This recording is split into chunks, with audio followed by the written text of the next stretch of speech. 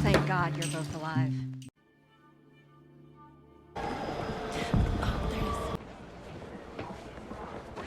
Thanks. On the metro in Washington, D.C., Peter Sutherland kindly offers up his seat to a mother and her little daughter. He sees a man who appears suspicious drop a backpack on the train. After looking into it, Peter discovers it's a bomb. He displays his FBI badge and presses the train's emergency stop lever. After learning about the explosives, the passengers take off. Peter returns to assist the girl and mother. A few seconds after he exits the train, the device explodes. After examining Peter, a policeman concludes that he may have suffered a concussion. There is just one deceased, so it might have been worse, he asks. After the officer departs, Peter spots a man in the throng who looks like the bomber and pursues him.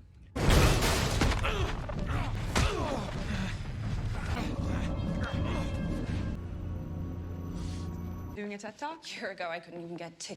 The bomber ambushes Peter as they reach an alley. Peter notices the snake tattoo on his side as they battle. After pursuing the bomber into the street, he is struck by a car, allowing the suspect to flee. Rose Larkin gets ready for her cybersecurity TED Talk. Rose's aide delivers her the seed financing form to sign after a lady puts a microphone on her. After a year, Peter gets up at 5 o'clock in the morning to work the night shift at the White House. After passing security, he encounters Dian, who plays a rom-tom video for him. The individual in the video, Elliot Rom, claims to have fresh information to support his accusation that Peter was complicit in the bombing that evening. Peter's father is mentioned by Elliot. He murdered himself and sold out the nation. Peter yells because his father was not prosecuted after he died in a vehicle accident. Peter finds out the tape was forwarded to Farr by Deputy Director Hawkins.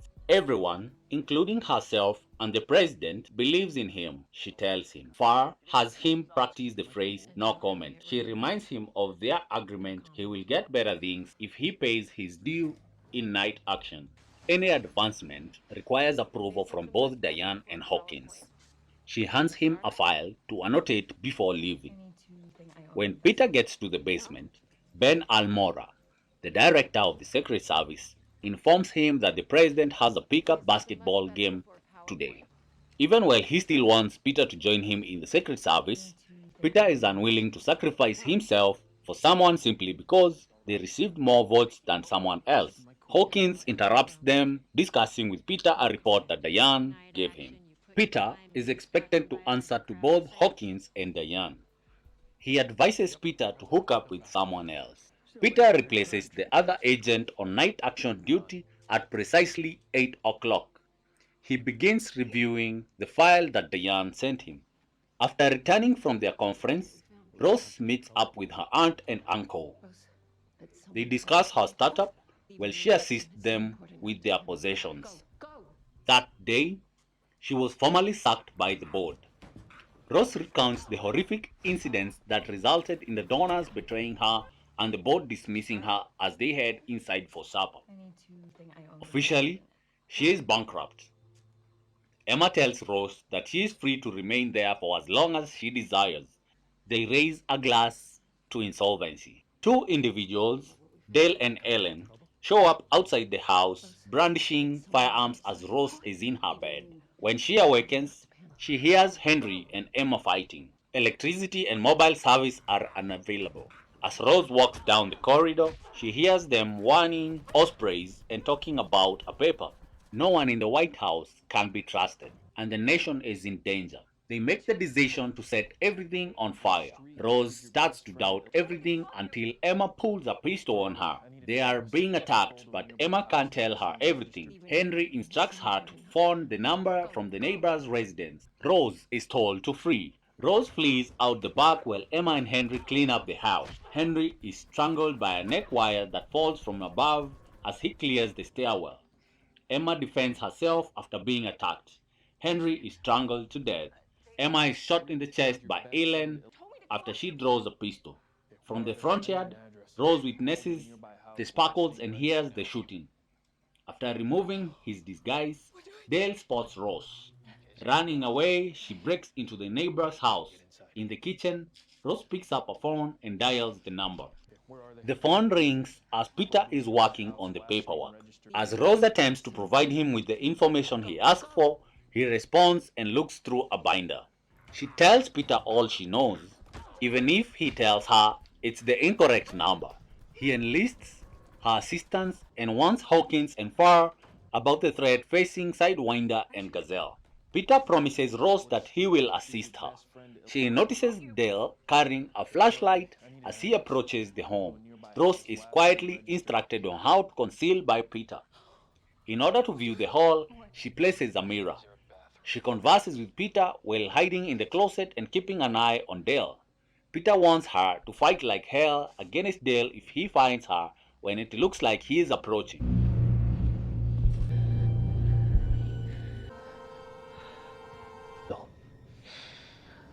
Where is he now? Finds you? I want you to fight him. It's okay, you're safe now. A long moment later, the door opens and a policeman appears. After expressing his pride in her, Peter ends the call. Rose notices an open window and gives the cop a hug. Peter calls Farr and informs her of what happened. She gives him instructions to go to Rose's place before Hawkins and take her somewhere that's not far even Farr is aware of. Hawkins presents himself to Rose at the crime site. He apologizes, but when the police came, her aunt and uncle were already passed away.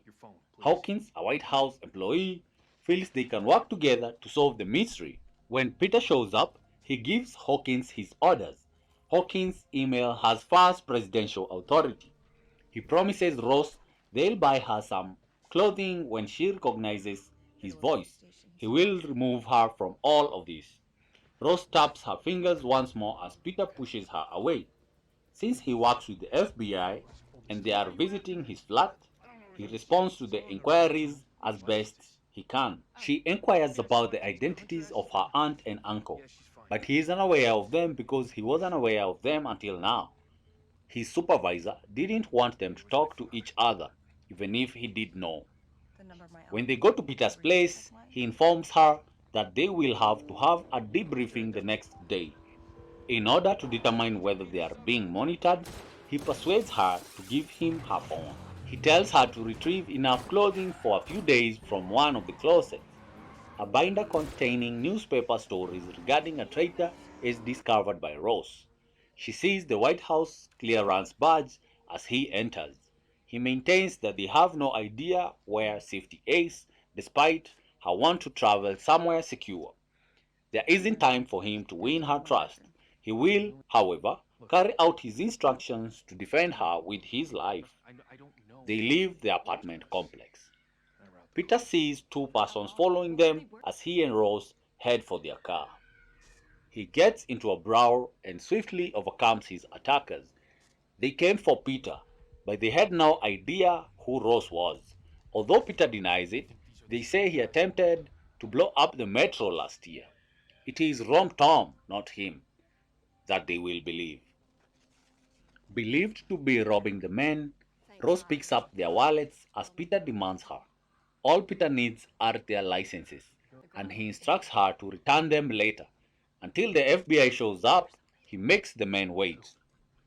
According to Peter, Farr is at the White House when the Romtom people assaulted them. They will require interrogation and medical attention. Farr consents and instructs him to look after Rose, which he does. Regarding the metro bombing, Rose wants to know what the boys mean. Though not involved in the attack, he was present.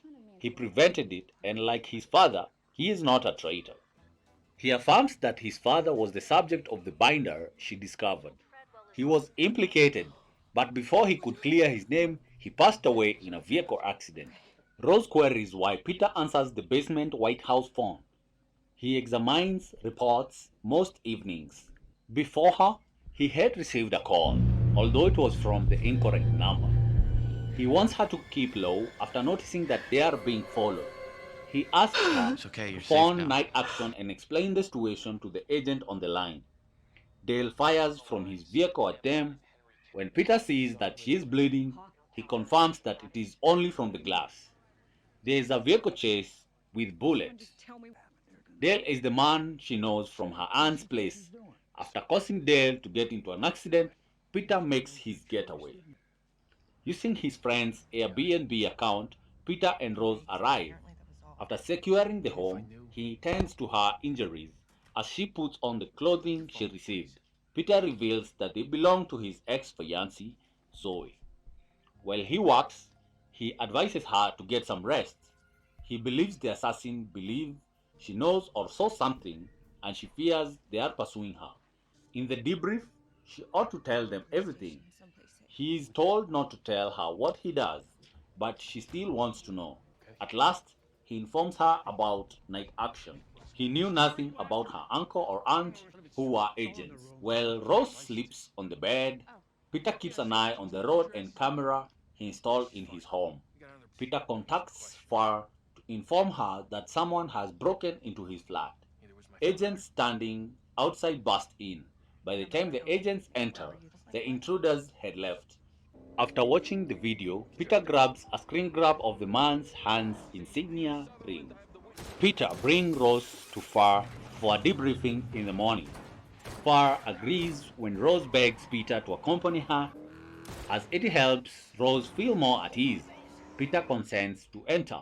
He receives an update on the individuals who broke into his flat and the ones who attacked him.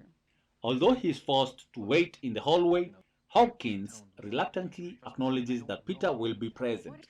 Rose is concerned about this, but he reassures her that she can rely on them. She informs him that her aunt advised against putting your confidence in the White House officials. She chooses to put her faith in Peter.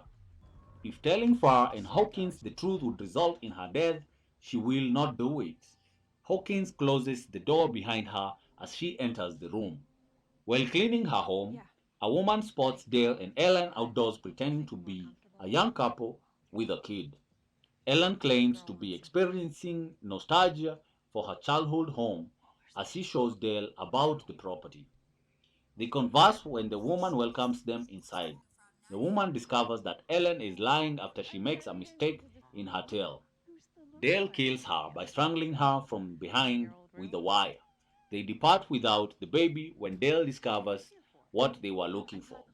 Dale notifies them by SMS that the task is finished using an identified number. He is told to return to Washington, D.C. The radio at the woman's home announces that a 10-month-old infant has gone missing. On the coffee table is the Rachel infant. Treadwell is on the scene with the late. Rose gave an interview about her cybersecurity business 3 months ago. Her greatest client, Lawrence Finster, is calling and is in panic because her business has been hacked. So she had to go. She dashes to speak with Hadim, a programmer. CEO, not working in the beauty or wellness. What's going on? The hackers just come. Let me in. Oh, just tell us the truth already. Hispanic? Nothing? With me either. Now, you want to find your... Tell me you didn't see it. Who informs her that someone altered the code on their end. She attempts to mend it after realizing it's Adam. Now, certain that Rose is lying to them, Hawkins questions her about it. He charges Rose with being dishonest or complicit in what transpired. Peter hears from the corridor. Farr is adamant that they have a common viewpoint. After calling Hawkins a jerk, Rose leaves. Hawkins maintains that Rose is concealing something when Peter inquires about how it went. Farr concurs, but he hopes Peter might persuade her to speak. Outside, they have a car that will transport her to a hotel where she will be watched by the Secret Service. Peter escorts Rose, who has returned since she insists on walking. After they leave, Hawkins informs Farr that because Peter lacks the necessary expertise, He dislikes him being close to a witness. Farr thinks Peter is capable and doesn't undervalue him. I was trying to get us there. I was speeding, wasn't I, officer?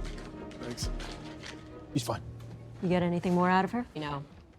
Investigation in these called night action means that Peter asks Rose about her idea when they stroll together. To live as long as feasible is the goal. She has a limited amount of faith in Peter. The White House wants her dead, and if they find out she can identify the person who killed her aunt and uncle, they will target her more. Now, his life might also be in jeopardy.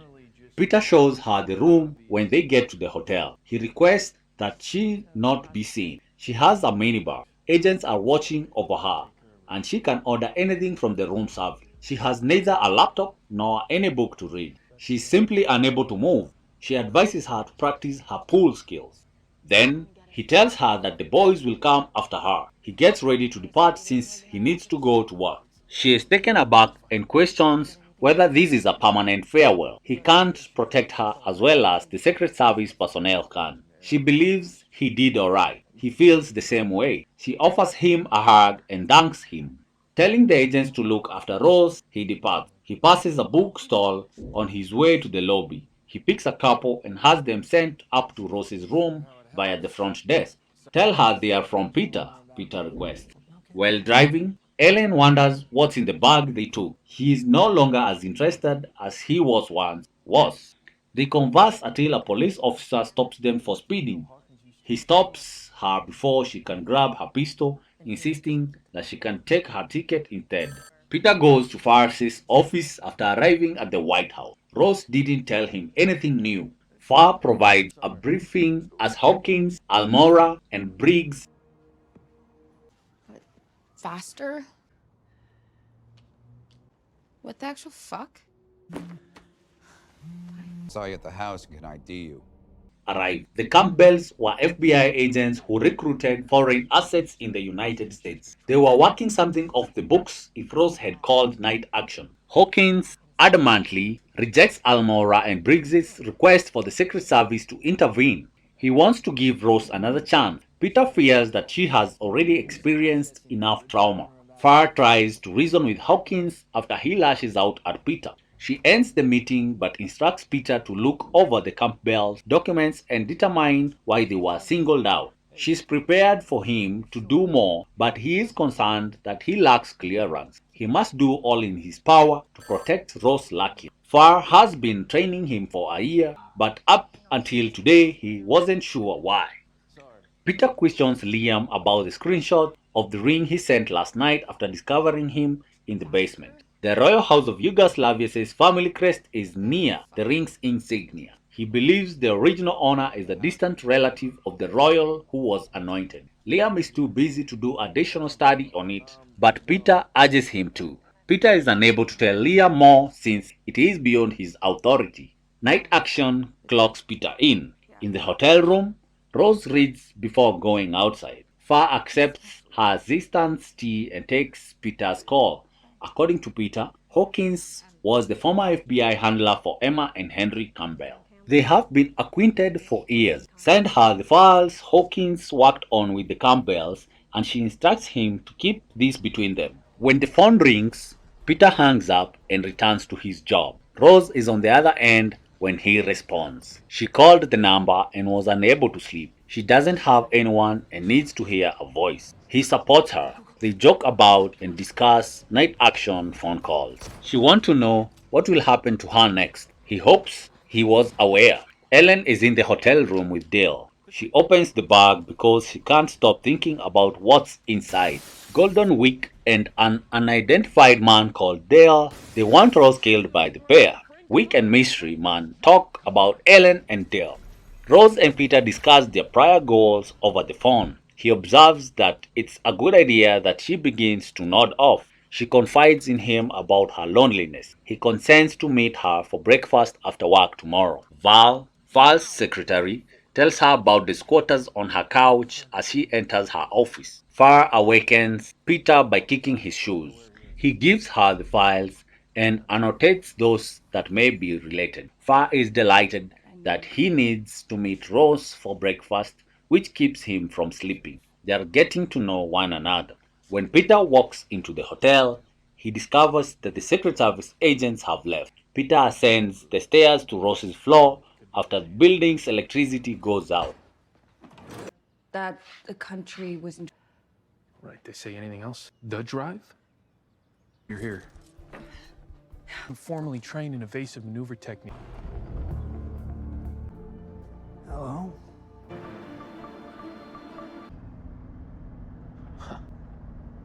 You don't have to do it again.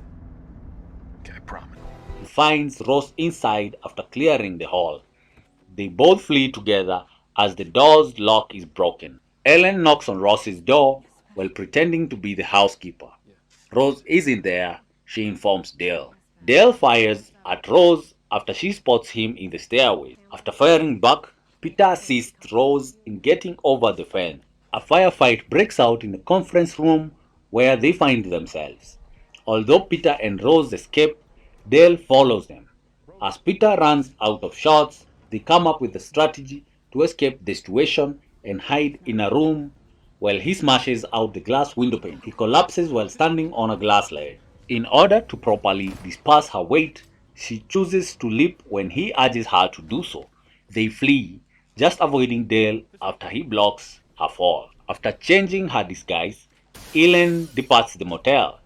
Rose has to buy new clothing, so she and Peter go inside a store. Her only clothing is a bathrobe. Peter observes her stealing one of the customer's phones. She hands the phone to Peter in the changing room to ask him who took her security. Rose brings Peter to the home of her aunt and uncle. She tells Peter about her early years at the house and points out the places where they passed away. He shares her desire to apprehend those responsible for this. Rose acknowledges that she didn't tell him all she overheard her uncle and aunt discussing that evening. As an osprey, she informs him that he is truly on her side.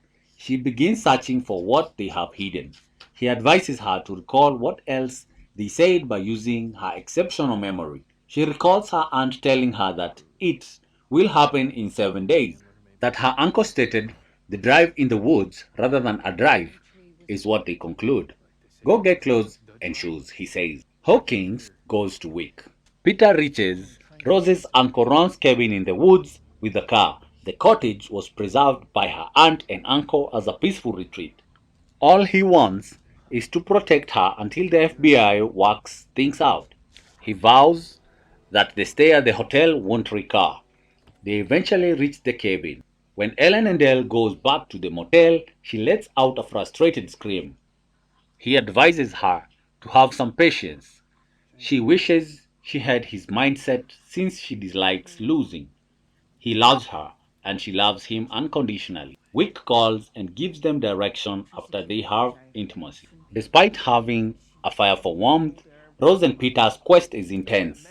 In the fireplace, Peter locates a loose rock and chips it out. He discovers a hard disk concealed within. She connects it to her computer, but it has a security that she cannot bypass. The degree of national security is what she compares it to. They only possess a file named 2781. Her aunt and uncle were looking into it because Peter is aware that's the metro train number. Peter contacts Farr by calling Night Action. He finds out that Hawkins placed the order via a computer at his office, but Hawkins' body was discovered slain in a Maryland field. Peter explains to Farr the hard drive's role in the bombing. She tells him to bring the hard disk and Rose inside. The Night Agent's third episode opens with the introduction of Dian Farr, Hong Chow, and Peter Sutherland, Gabriel Basso, from a year prior. She mentions that she wanted to speak with him about a job. As Peter notes, she informs him about the FBI's top secret investigation operation, Night Action.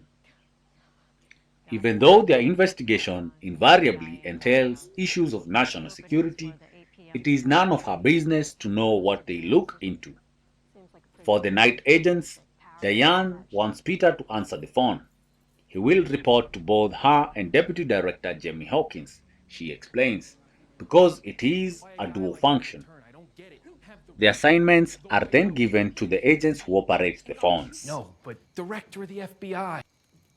When I told you, with actual resources who can get it down. Because of something my dad... Peter, are you on your way? No, not field. Was he gonna meet with someone? Sleep. Give us till... We believe he was killed elsewhere than Dump we're working on. Have you informed his... Of the situation. All due respect, getting through night action to begin with. He is welcomed to come to the White House by Dian. Peter informs Dian that they will arrive at the White House in an hour. Peter finds it hard to believe that Hawkins will turn after the call.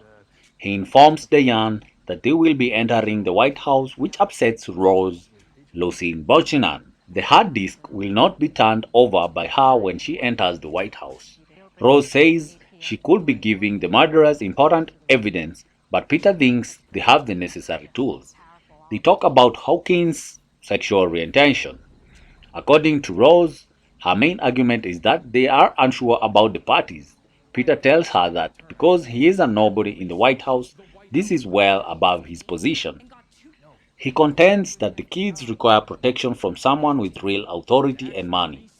On Dian's part, Peter would stake both his and her lives. He claims that because of whatever his father was accused of committing, he has been held down. The one person who never resented him was Farr. What happens if he is mistaken? Rose wonders. After everything that has transpired, Peter phones Farr to inform her that Rose is jittery. Who killed your aunt and uncle? Could one of them have been... Back wall, back of the cabin. Let's go.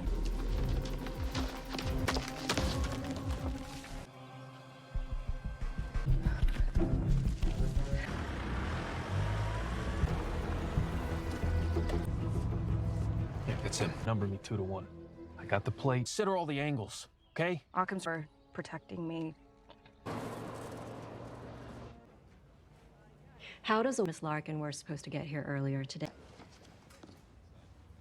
Despite the fact that it would be the largest probe since JFK, she is unable to tell him anything about Hawkins. They decide to meet in the morning after Peter suggests Rose needs to get some rest. Rose claims she knows where they may leave a car overnight after the call. They have till 10 a.m. tomorrow, Peter informs her. They decide to go camping. FBI Director Willett, played by Hiro Kanagawa, and the others talk about Hawkins' murder. When is the right time for her to offer condolences? Asked President Travers, Carrie Matchett. Dian discusses Peter and Rose with the president in private. Travers claims she doesn't feel in charge of the circumstance. Dian acknowledges that Michelle is making her work difficult. She continues, I don't know why Hawkins would have pulled Rose's detail, so I'm in the dark here. President Travers is questioned about what she was trying to learn from Emma and Henry. Michelle consents to inform her. Peter informs Rose in the morning that he contacted Dian on her personal phone, allowing her to track it down and send someone. They hear a woman yelling for assistance and saying she fell on the route before they can go. Before Rose can establish that it is him, they spot a man with a rifle walking around the park. Peter and Rose run away as they enter the cabin. Rose claims they received their response after they were in their car. Rose is asked to replace Peter's phone's SIM card. Peter is successful in obtaining the assassin's license plate as they pass by.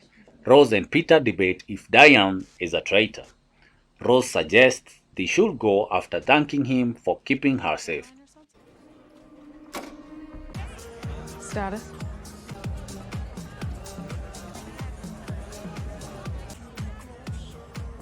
Being a little fast, aren't you? I'll lay you down on my bed. Hey, hey! What? Patient, we need transport now. I still got him down, though. It was a goddamn Are amazing.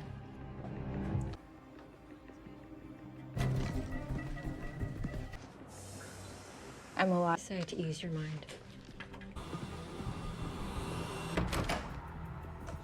My aunt and uncle murdered. The FBI, local law enforcement, will find your safety unless you come in. trusted. Where are Rose and Peter? Ben asks Diane. Ben, Enrique Mosiano, is asked by Diane how Rose's detail was retrieved without her knowledge. He is attempting to make it now seem he wasn't aware that Hawkins had removed them until after the fact. According to Diane, they should have been there, but they haven't arrived. Agent Arrington has returned Ben's call. He is informed. Kelsey Arrington, Paula Evans Akimbola, is informed by Ben that he is sending Eric Monks, How does Miss Larkin were supposed to get here earlier Woodside, in his stead. He believes Monks is a suitable candidate for the VP's daughter's detail. Moments later, Chelsea presents Eric to Maddie Redfield, Sarah Desjardins. Maddie finds out that Monks was shot after he rescued the president. Before she leaves, she takes her panic button and announces that she's going to a bar tonight. Eric informs Chelsea that this is how they want to gradually reintegrate him into the workforce. Cisco is called by Peter to do a BOLO on the Ford Bronco. Rose and Peter discuss Diane after the call. They talk about the potential possession of the hard disk. Now Rose is thinking of giving the drive to Far. A hotel room is where the assassins congregate. They should have a house, in Ellen's opinion. They need NSA level material, Rose informs Peter. She informs him about stealing from stores. However, Peter worries because if they are discovered, he is done. In the event that they are separated, they decide to find a place to meet. To make sure she isn't being followed, Peter informs her where they should meet. Rose expresses her gratitude to Peter for taking her call before they part ways. Peter claims Rose left him while he was cleaning up at a petrol stop, and he brings the hard drive to Diane. They start the process of decrypting the hard disk. It will take a number of hours. Since Almora sent Rose's description throughout the metro region, Diane advises Peter to get some rest. Rose could contact Peter again, so he wants to be near the phone. Maddie says she isn't concealing anything, but the professor argues she isn't exposing herself yet. He tells her that because this is activism art, they must first face themselves. Ellen shows her significant other their new house in a posh area. She wants to experience what it's like to be a regular person. According to him, the residents of these homes are not content and only act that way. However, she believes kids may be content there. He consents to purchase the home and give it a try. Rose works on the hard drive in a cafe. Peter leaves for his workplace. At the bar, Chelsea and Eric observe Maddie. At the pub, Maddie confronts a boy who accuses her father of being a fascist. Eric dispatches him in a flash. Maddie is hurried out of the bar. Eric is held accountable by Chelsea for allowing that man to take Maddie. She informs him that she must file a report. When Rose phones Peter, he informs Diane that she would want to speak. Peter is able to swipe her purse while Diane is speaking to her. As directed by Rose, Peter attempts to get the data from Diane's computer. Diane makes an effort to respond to Rose's inquiries. The files are moved. When two police officers enter the restaurant, Rose becomes alarmed. Rose tells Peter by text after hanging up the phone. When Peter attempts to go away without being noticed, Diane starts searching for him. Diane approaches him as he returns to his office to get her badge. He is able to keep it hidden from her. According to Diane, Rose's location sounded like a restaurant. Before Diane comes back, Rose is able to remove the evidence from Diane's computer. The police officer follows Rose outside to return the charger she left behind. The adapter that Peter neglected to take out is discovered by Diane. She approaches him and informs him that there is nothing on the hard disk. Diane shows him what she discovered and accuses him of doing it. Peter questions her about the assassins that are after them this morning. Before urging Peter to persuade her that he is innocent, she sends the device to be examined for malware. She clarifies that 2 months ago, the president launched a night action investigation into the metro attack. Nothing existed until a People's Independence Front declaration was leaked. Dian acknowledges her reservations. Omar Zadar, the PIF's commander, denied the attack and called the declaration a hoax. The president didn't believe she was receiving the truth, so she invited two old friends from her time in the Senate's intelligence to investigate. The Campbell pair believed the metro attack was carried out by someone in the White House. Although Diane claims she wouldn't send anybody after them, Peter believed she was attempting to murder them. Ben receives a call from Chelsea informing him of the events at the pub. Monks are to fault. He failed to diffuse the situation when he should have. Ben admits that they were partners and that they will help her team. A message asks Rose where she is. Status? She views a video of Omar refuting the bombing after opening the files.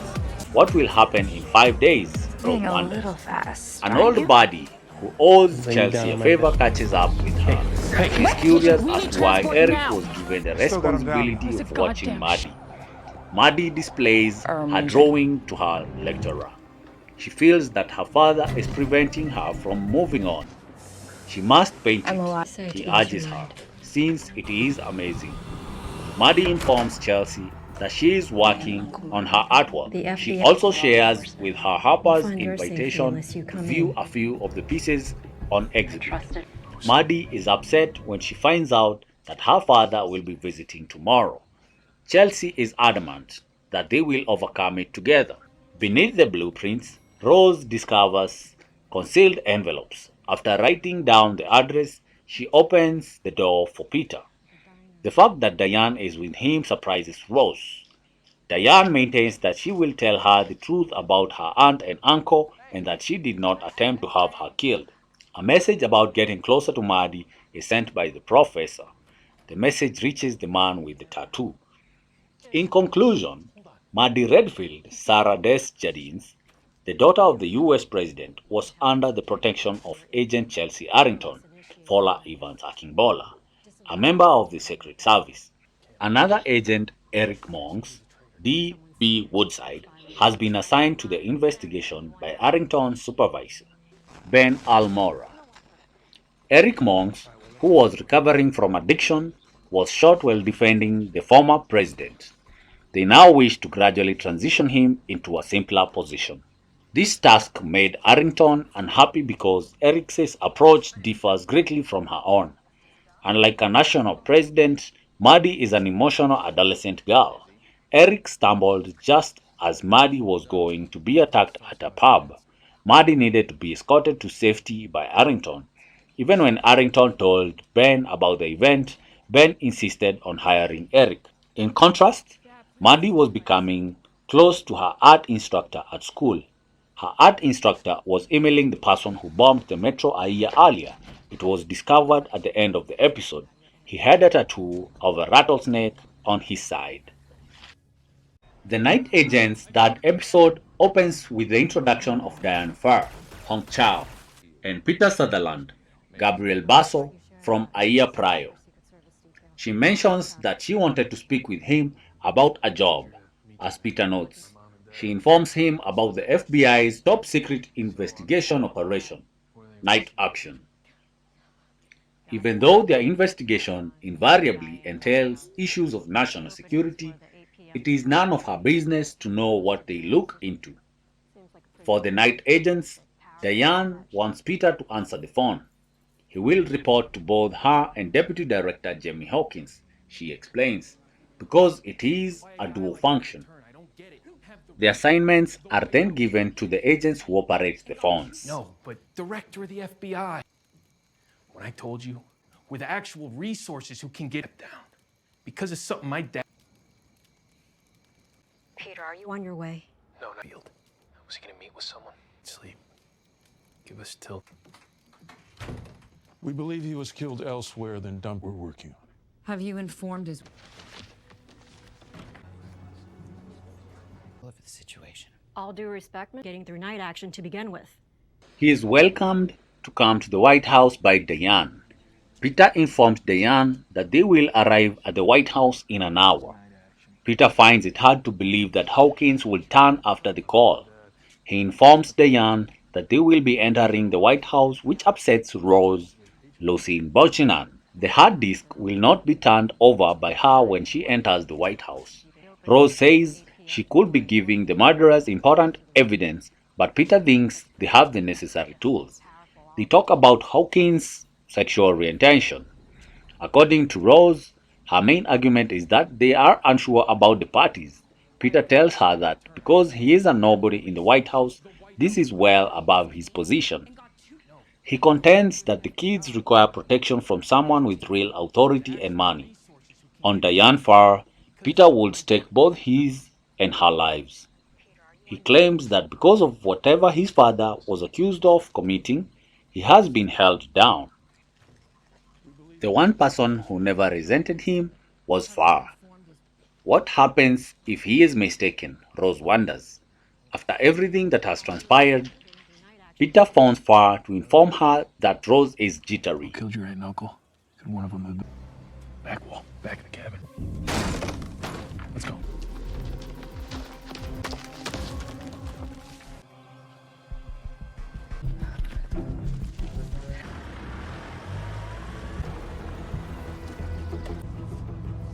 Yeah, it's him. Number me 2 to 1. I got the plate. Consider all the angles, okay? Hawkins for protecting me. How does Miss Larkin were supposed to get here earlier today? Despite the fact that it would be the largest probe since JFK, she is unable to tell him anything about Hawkins. They decide to meet in the morning after Peter suggests Rose needs to get some rest. Rose claims she knows where they may leave a car overnight after the call. They have till 10 a.m. tomorrow, Peter informs her. They decide to go camping. FBI Director Willett, played by Hiro Kanagawa, and the others talk about Hawkins' murder. When is the right time for her to offer condolences? Asked President Travers, Carrie Matchett. Dian discusses Peter and Rose with the president in private. Travers claims she doesn't feel in charge of the circumstance. Dian acknowledges that Michelle is making her work difficult. She continues, I don't know why Hawkins would have pulled Rose's detail, so I'm in the dark here. President Travers is questioned about what she was trying to learn from Emma and Henry. Michelle consents to inform her. Peter informs Rose in the morning that he contacted Dian on her personal phone, allowing her to track it down and send someone. They hear a woman yelling for assistance and saying she fell on the route before they can go. Before Rose can establish that it is him, they spot a man with a rifle walking around the park. Peter and Rose run away as they enter the cabin. Rose claims they received their response after they were in their car. Rose is asked to replace Peter's phone's SIM card. Peter is successful in obtaining the assassin's license plate as they pass by. Rose and Peter debate if Dian is a traitor. Rose suggests they should go after thanking him for keeping her safe. Status?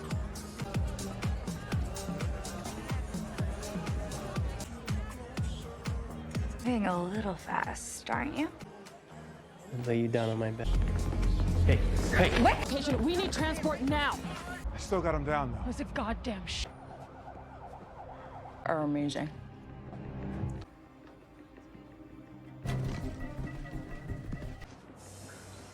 I'm alive. Say to ease your mind. My aunt and uncle murdered. The FBI, Local law enforcement. will find your safety unless you come in. I trusted. Where are Rose and Peter? Ben asks Dian. Ben, Enrique Mosiano, is asked by Dian how Rose's detail was retrieved without her knowledge. He is attempting to make it now seem he wasn't aware that Hawkins had removed them until after the fact. According to Dian, they should have been there, but they haven't arrived. Agent Arrington has returned Ben's call. He is informed. Kelsey Arrington, Paula Evans Akimbola, is informed by Ben that he is sending Eric Monks, How does Miss Larkin were supposed to get here earlier today? Woodside, in his stead. He believes Monks is a suitable candidate for the VP's daughter's detail. Moments later, Chelsea presents Eric to Maddie Redfield, Sarah Desjardins. Maddie finds out that Monks was shot after he rescued the president. Before she leaves, she takes her panic button and announces that she's going to a bar tonight. Eric informs Chelsea that this is how they want to gradually reintegrate him into the workforce. Cisco is called by Peter to do a BOLO on the Ford Bronco. Rose and Peter discuss Dian after the call.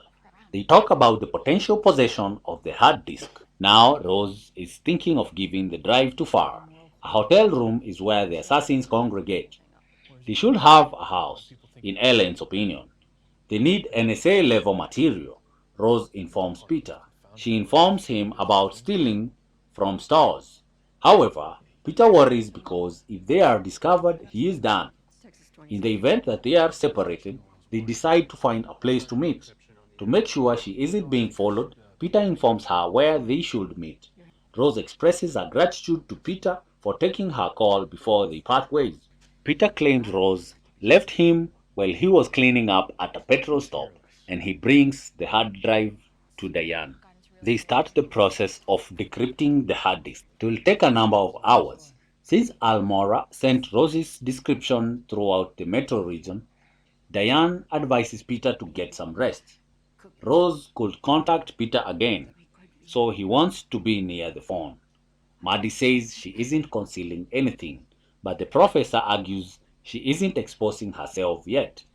He tells her that because this is activism art, they must first face themselves. Ellen shows her significant other their new house Moving in a a little posh area. fast, aren't you? She wants to experience Lay what down on my it's bed. like to be a regular person. Patient, we According need to him, transport now. the residents of Still got these him down. homes He's are a not goddamn content and only act that way. Or However, illusion. she believes kids may be content there. He consents to purchase the home and give it a try. Say to ease Rose your mind. works on the hard drive in a cafe. Peter leaves for his workplace. At the bar, The Chelsea FBI and Eric observe will Maddie. find your safety At unless the you come pub, in. Maddie confronts a boy who accuses her father of being a fascist. Eric dispatches him in a flash. Maddie is hurried out of the bar. Eric is held accountable by Chelsea for allowing that man to take Maddie. She informs him that she must file a report. When Rose phones Peter, he informs Diane that she would want to speak. Peter is able to swipe her purse while Diane is speaking to her. As directed by Rose, Peter attempts to get the data from Diane's computer. Diane makes an effort to respond to Rose's inquiries. The files are moved. When two police officers enter the restaurant, Rose becomes alarmed. Rose tells Peter by text after hanging up the phone. When Peter attempts to go away without being noticed, Diane starts searching for him. Diane approaches him as he returns to his office to get her badge. He is able to keep it hidden from her. According to Diane, Rose's location sounded like a restaurant. Before Diane comes back, Rose is able to remove the evidence from Diane's computer. The police officer follows Rose outside to return the charger she left behind. The adapter that Peter neglected to take out is discovered by Diane. She approaches him and informs him that there is nothing on the hard disk. Diane shows him what she discovered and accuses him of doing it. Peter questions her about the assassins that are after them this morning. Before urging Peter to persuade her that he is innocent, she sends the device to be examined for malware. She clarifies that 2 months ago, the president launched a night action investigation into the metro attack. Nothing existed until a People's Independence Front declaration was leaked. Diane acknowledges her reservations. Omar Zadar, the PIF's commander, denied the attack and called the declaration a hoax.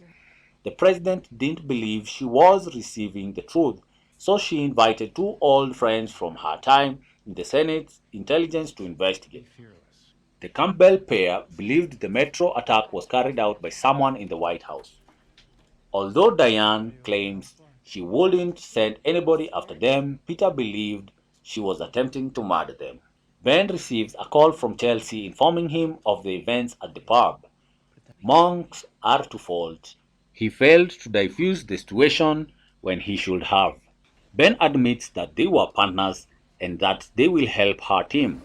A message asks Rose where she is. Status? She views a video of Omar refuting the bombing after opening the files. What will happen in 5 days? Rose Being a wonders. little fast. An aren't old you? buddy who owes Lay you down Chelsea a on my favor bed. catches up with her. Hey, She's curious We as need to why transport Eric now. was given the Still got him down. responsibility He's a of watching goddamn Maddie. Maddie displays her Amazing. drawing to her lecturer. She feels that her father is preventing her from moving on. She must paint I'm it, alive. Say he to ease urges your her, mind. since it is amazing. Maddie informs Chelsea that she is working on her artwork. The She FBI also shares with her Harper's find your safety invitation unless you to come view in. a few of the pieces on exhibit.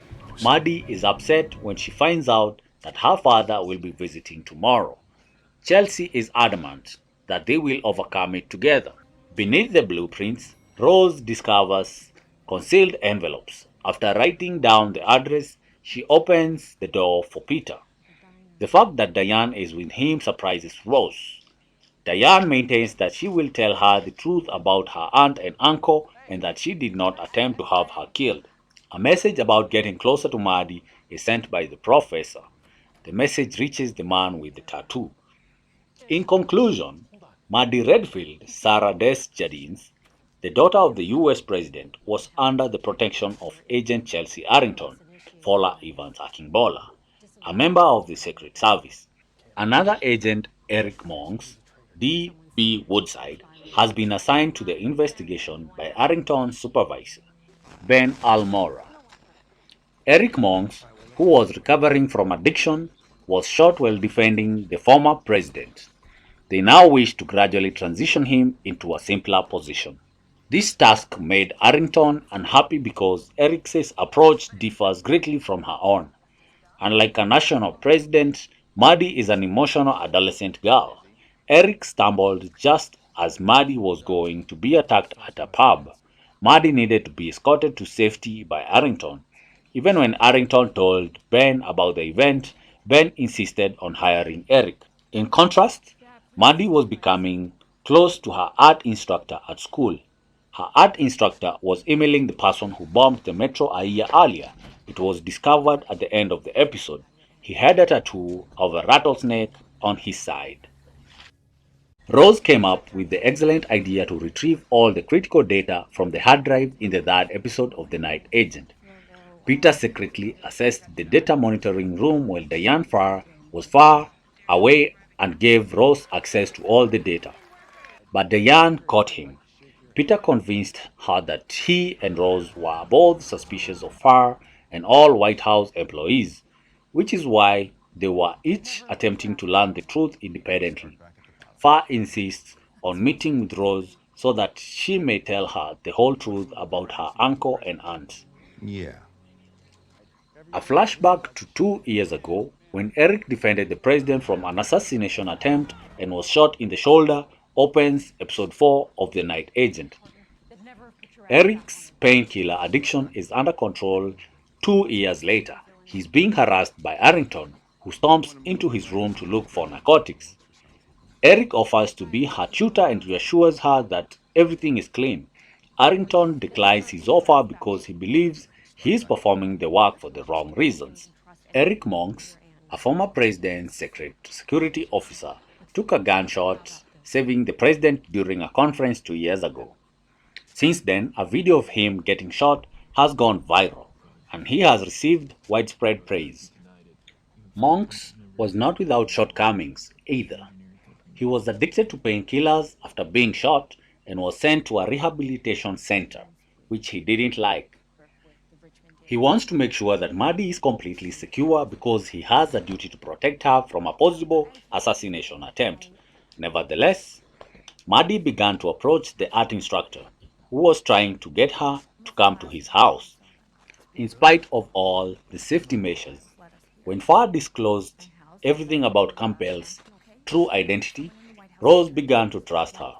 But she was astute enough to reveal everything from the drive.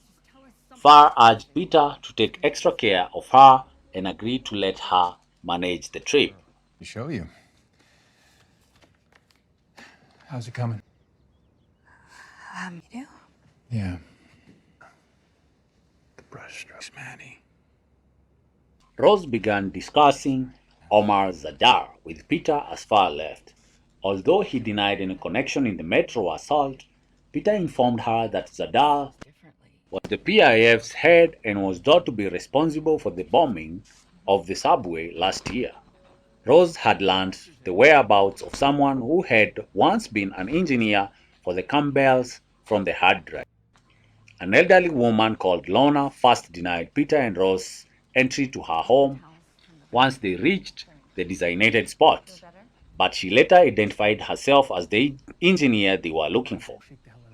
Lona escorted them to one of the target zones and provided them with access to specific maps and building plans for a potential attack target position. This portion of got me. Why? You don't think it's strange? Okay. Paper towels from the bathroom. Thing. Feel better? The bomb did. Although Lona knew who Peter Sutherland's father was, she would not reveal it to him. She realized how hard it would be for Peter to learn the whole truth about his father, so she declined to help him even though he wanted to know the truth. Peter, however, thought that a metro must be operating underneath the building since he heard a loud rumble, especially at a cafe. Making all the links, he concluded that this was the location where the bombing had been planned the previous year, but it had failed to reach its target region because it had prevented it. Rose hacked the cafe's CC cameras to observe who was coming and going after Peter and Rose got back to a hotel.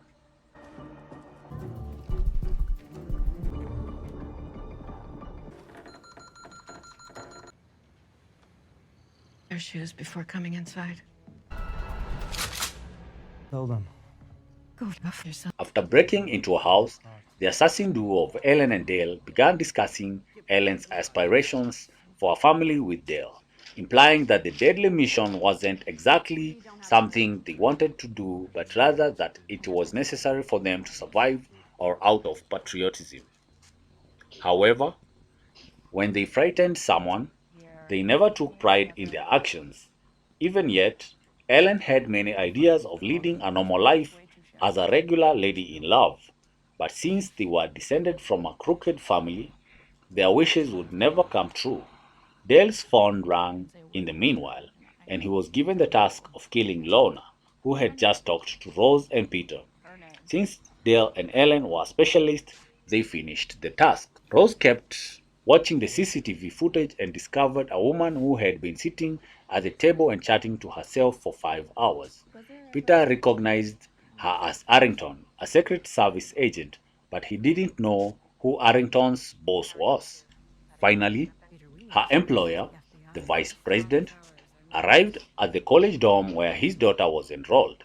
Even though Maddie didn't want to see him, her father paid her a visit. The vice president was not even a good father to his daughter, since he was involved in a number of political scandals.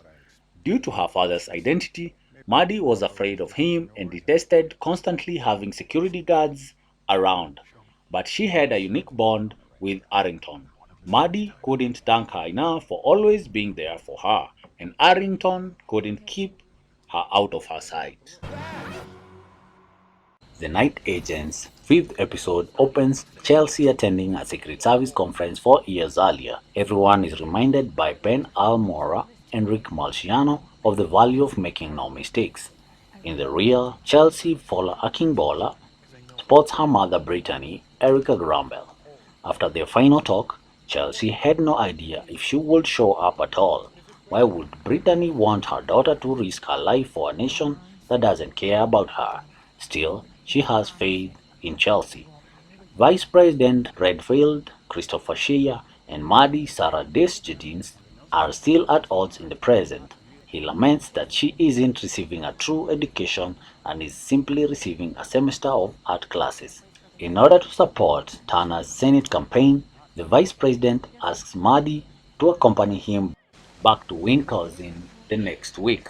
He then poses for photos with supporters. Maybe we can come up with an excuse. Part. No, wait. Says he can only speak with you. A place we can talk. Chelsea proposes they find a reason to get Maddie off, and Maddie heads back to her room. Maddie says she will go as usual. Chelsea has no idea how she manages to do it. According to Maddie, it aches for a moment before she just relaxes and feels warm. She admits that she enjoys the lie because it represents the person she always wishes he were. Chelsea finds out that she is being visited by an FBI agent. Rose, Lucian Buchanan, and Pete Gabriel Basso are waiting for her as she steps outside. On April 27th of last year, he was curious about her. She could be in danger. Therefore, Peter wants to know if she was keeping an eye on Maddie that day. He is reminded by Chelsea that she is unable to speak. Rather, she wants to acquire clearance first by moving it up the chain. They receive instructions to the library, and Rose informs her about the assassination attempt. If Chelsea can establish who the target was, Peter believes they'll be one step closer to solving the mystery. Rose claims that if it was Maddie, someone would have to clear the entire neighborhood to reach her. Peter recommends attempting to identify the murderer. He claims that the ring he photographed was Yugoslavian. To do research, they visit the library. Ben gets a call from Chelsea informing him of Peter's arrival. He tells her that Maddie isn't involved and doesn't say anything further. Ben goes to speak with Dian for Hong Chow about it after the call. Dian is adamant that she has no idea why Peter is at Georgetown. Ben contends that she must provide whatever lead she has. Dian reminds him that the FBI deputy director has passed away and that the Secret Service has been infiltrated. She continues by saying that Rose was left at the motel by his people. Peter was asked by Dian to learn as much as he could about this problem.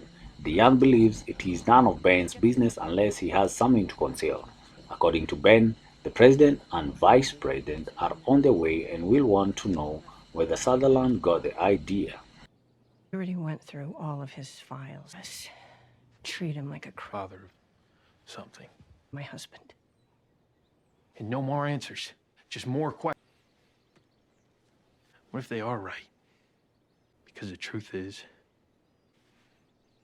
Sutherland. he may have gotten murdered by one of his own accomplices. He advises her to think of an explanation right now. The number Dian dials is no longer operational. Peter informs Rose that although it isn't a perfect match, the coat of arms of the Yugoslavian kingdom was the closest thing they could find to the ring. The fact that it turned into a military operation when everyone believed the bomber was PIF has also been hurting him. The case was ended and the FBI ceased investigating the suspects. Since it was Hawkins' call, Rose wonders whether they may follow his route back to the White House. Peter proposes that they visit his window and talk to her. Rose would want to keep working at the library, but he wants to stay with her. Chelsea phones Peter to inform him that she has permission to tell him that she wasn't with Maddie on that particular day. She refuses to give him any information further. When Peter brings up the coffee shop, he inquires as to how much Osprey matters to her. After pausing, she says goodbye and ends the call. Maddie leaves a message for the professor. She then leaves the room to talk to Chelsea. She needs her assistance choosing an attire for tonight's art exhibit. In order to discuss Peter's behavior with Ben and Dian, the president shows up. Dian clarifies that she sent Rose to the care of the one person she knew she could rely on. She claims that Peter is trustworthy and that she would hear back from him before the end of the day. Peter is on to something. Dian privately assures the president, because he is continuing where the Campbell couple left off. Since their lives are in jeopardy, the president wants them to return there before it's too late. Cynthia Hawkins, played by Rebecca Staub, claims to have met Peter while working for the FBI. They were a member of a team that was looking into the Metro blast. According to Peter, they had already combed through all of his paperwork, books, desk, and computers. Despite his 30 years of service, they treated him like a criminal. Peter is aware of how it must have felt. After years, Peter discusses how it feels. You eventually begin to question if they are correct. He doesn't want anyone else to experience it. Peter tells her that if the questions aren't addressed, things will grow worse. When the lights go out, Rose flips through a book. The sight of two classmates sharing a kiss brings her relief. Peter explains to Cynthia his investigation into Jamie's death. In an attempt to decipher the ring's design, Rose investigates the Pavlik family. Cynthia acknowledges that Jamie frequently ran ideas by her and discussed his cases with her. He noticed certain discrepancies in the case of the metro bombing. He believed that the FBI's investigation had been tampered with. The PIF and Omar Zadar stuff, he claimed, was all nonsense. Before the confession appeared out of thin air, the FBI already had a list of suspects. Jamie reviewed some of the case files. Cynthia thinks he discovered information pointing to Tan Lake Industries, a federal contractor. He met with them in private on the day he vanished. He never returned home after leaving for work. Police were searching for a suspect in the Pavlik disappearance. Rose finds out. She comes upon a photo of the suspect. Jamie was unsure of whom to trust, so Cynthia never spoke to the agent. As a counter-intelligence handler, Jamie was familiar with the Campbells. She thinks Jamie came very close to knowing, but she is not sure how it relates to Tan Lake or Metro case. Maddie is coming over tonight. Paolo Grayson Holt informs his roommate. He acknowledges that controlling her in that way seems bad. The professor is reminded that with her assistance, they may make a difference in the world. Eric meets Ben after supplying a urine sample and Ben gives him Chelsea's bar report. Ben reminds Eric that he is not the only one who will receive the report when he claims it is fair yet hard. Eric claims despite his acclimatization, he is doing well. They question him about Chelsea. She is young and intelligent, according to Eric. She simply does things in a different way. Chelsea makes an effort to assist Maggie in choosing an outfit. Maddie is permitted to wear her jewelry. When she was a child, her grandma gave it to her mother. At one point, she had to pawn it to get enough money to buy it back. Her dad put in extra hours at work. Peter shares his findings with Rose back at the library. He thinks Hawkins was slain while attempting to solve the killings. A high-ranking official of Tan Lake Industry was the person he had been meeting. Peter affirms that the suspect in the missing persons case is him when she presents him. The person that is missing is Andrzej Pavlik. Andrzej was criticizing an American defense contractor who was carrying out covert operations across the Balkans in the media before his disappearance. It was Tan Lake Industries that was the contractor. The directive is for Rose to learn as much as she can about him. When Peter phones Dian, she inquires about Maddie. They believed she was in danger, but it was a dead end, he said. Dian instructs him to gather whatever he hears when he informs her about Tan Lake, since they have to brief the president. Dian requests that they arrive right away. Rose claims to have discovered something on the FEC's open campaign donation database. It appears that the Vice President, Ashley Redfield, received a large portion of Tan Lake's funding. Gordon Wick is the CEO's name. Rose laughs. Gordon and Ashley are shown together in several photos. Peter wants the president to hear it. Having to sleep in the car is something Ellen gripes about. Despite Dale's claim that the baby was a fake, she believes they ought to have kept it. Chelsea informs Eric that she will remain on duty for the art exhibition. They had a little argument over it. Can happen. This might be an extent. I get it. You're in charge. I In respect. case she needs me, and I know you don't. Always taking care of me. I always ask.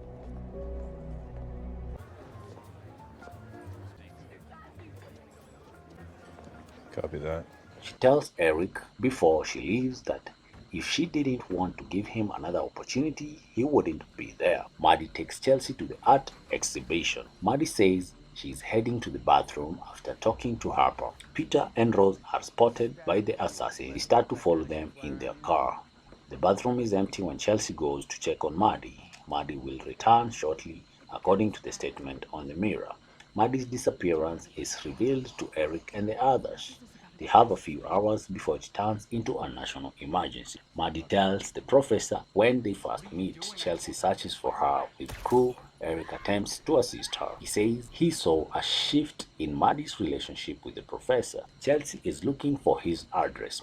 When Maddie notices that her professor's roommate is seeing her, she becomes quite alarmed. Before telling Maddie that he was only using her for his environmental conservation nonsense, he shoots the professor. I need her for something much more important. She's dragged out of the room by him. Later, Eric and Chelsea barge inside the residence. They discover Maddie's possession and the deceased man.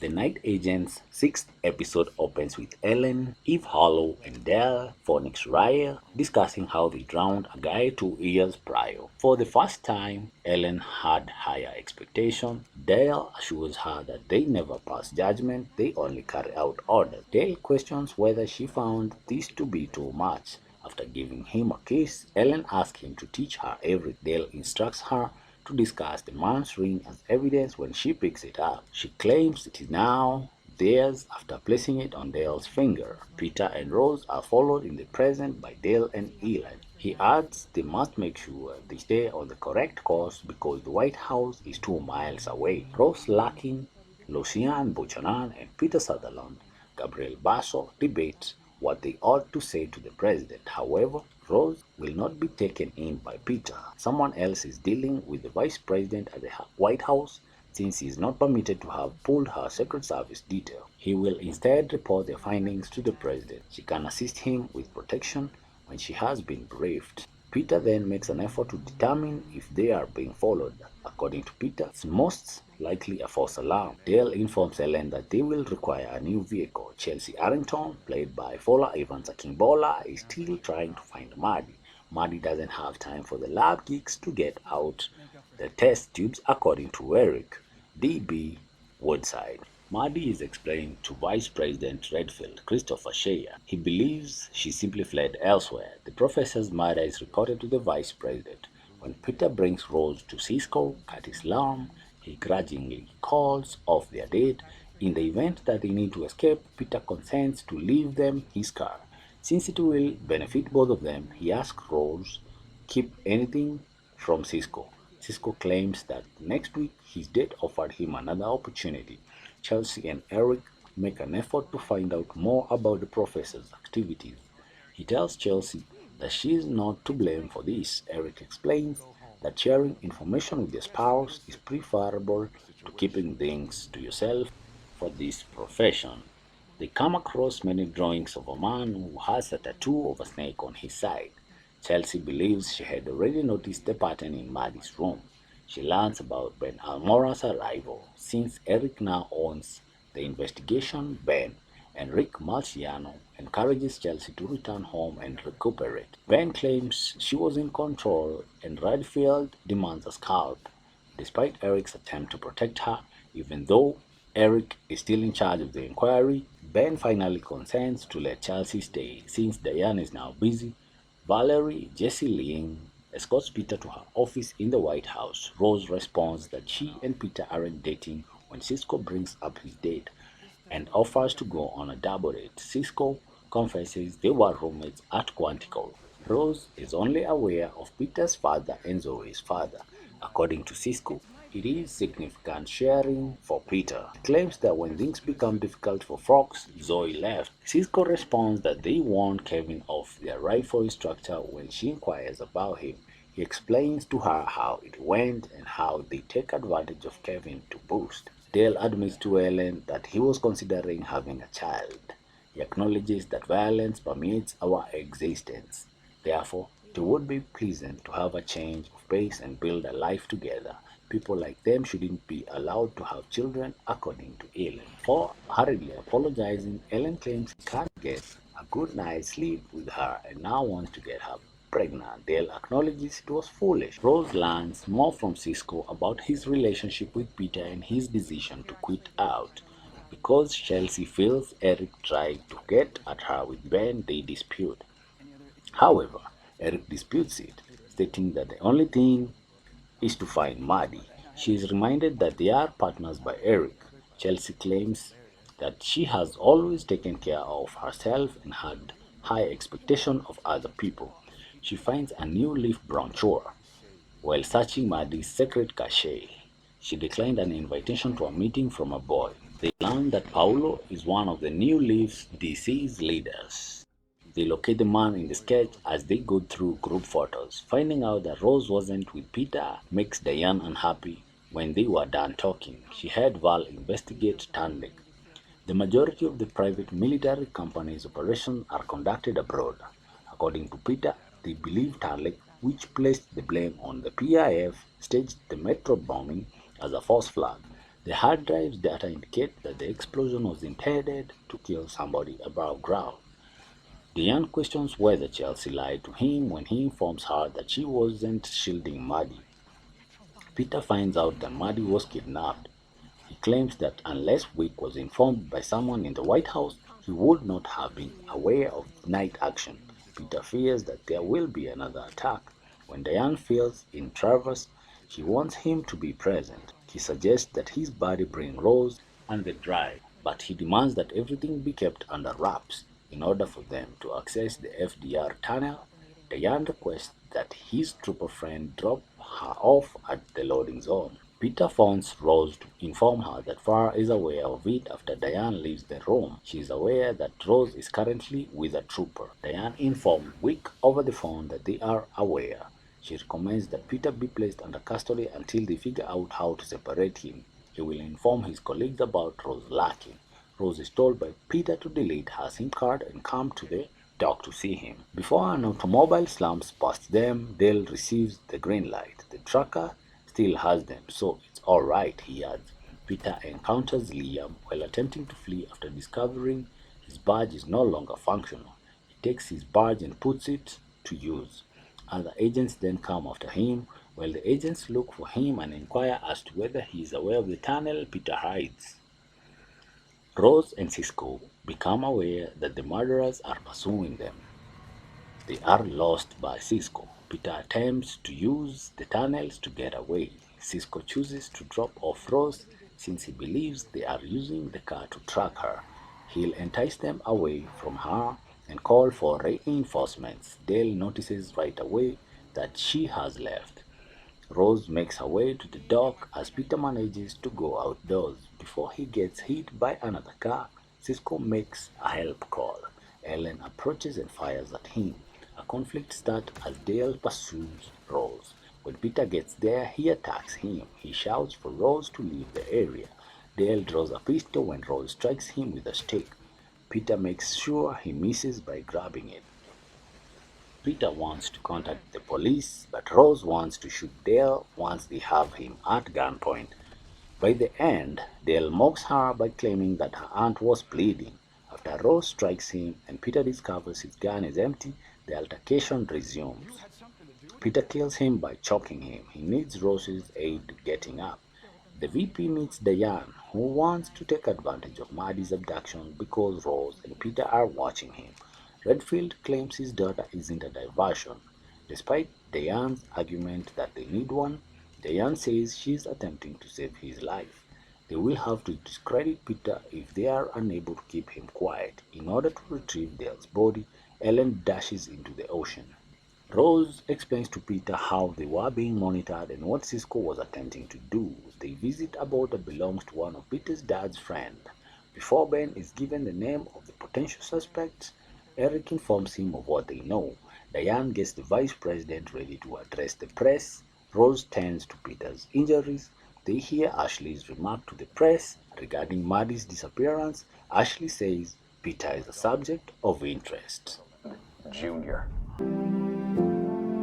A flashback to 14 years ago when Maddie lost her sister Sarah to drowning opens Episode 7 of The Night Agent Season 1. Sarah drowned in their home pool because their dad was too busy talking on the phone to watch over them. He blamed Maddie for Sarah's death rather than owning up to his own carelessness. In the present, the rattlesnake tattoo artist is holding Maddie captive in a chamber. Without responding to Maddie's query, he snaps a proof of life picture and walks away. Rose helps him cope with his loss by assuring him that it was not his fault that Cisco died when they are sailing on the water.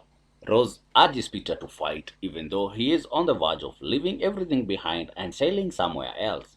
Her goal is to uncover the truth and complete the task that her aunt and uncle began. As a result of this pep talk, they make tea and have eggs. During their conversation of Peter's home, Eric and Arrington discover some books and correspondence from a man named Jim. Arrington concurs with Eric that there is something strange about Peter becoming a suspect. Also from Jim.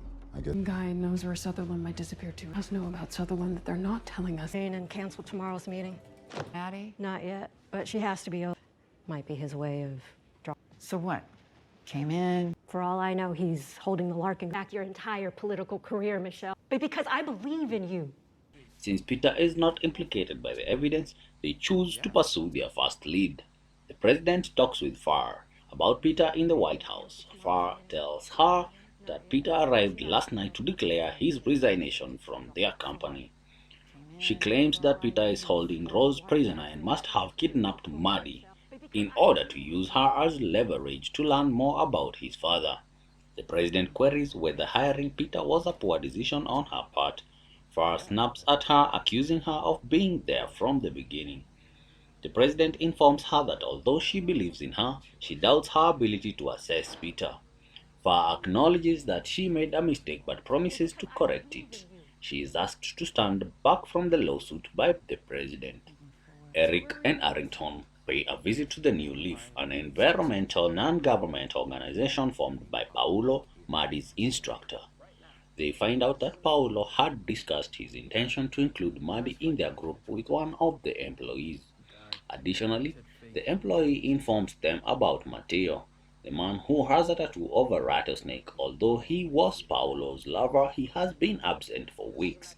Peter checks the internet at the same time to see what more has been said about him. Rose inquires about his father and informs him that it is unhealthy. According to Peter, his father was charged with disclosing secret information that jeopardized national security.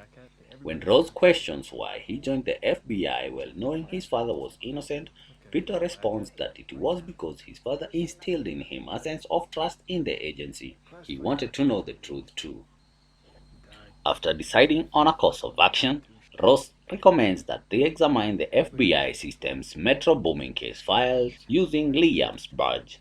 Colin Wally raises a red flag when they examine the suspect lists and a name.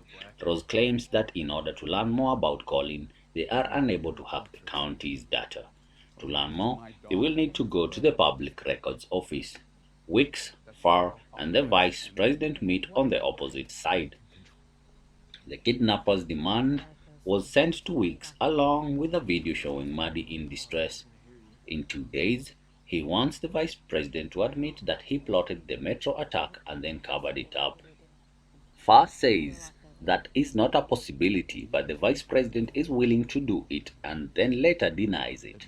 She requests that he stop acting like a devastated, heartbroken parent and wait till they reach the kidnapper first.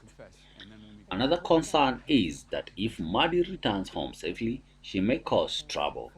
They are unaware that Maddie hated her father and intended to ruin him. That will end him. Linton timing suspicious. I mean, Alan Morley's the bomber. We can connect this whole... After Maddie's therapist exposed her to Farr, Weeks dispatched his assassins to retrieve the evidence Maddie had concealed. As it happens, Maddie had a video of her argument with her father concerning Sarah's fate. That's what Ellen and Dale killed the woman for on the nanny cam. Maddie changes her plans and takes the initiative after frantically phoning for assistance for hours. After Matteo leaves, she excavates a hole in the side of her bed and fills it up.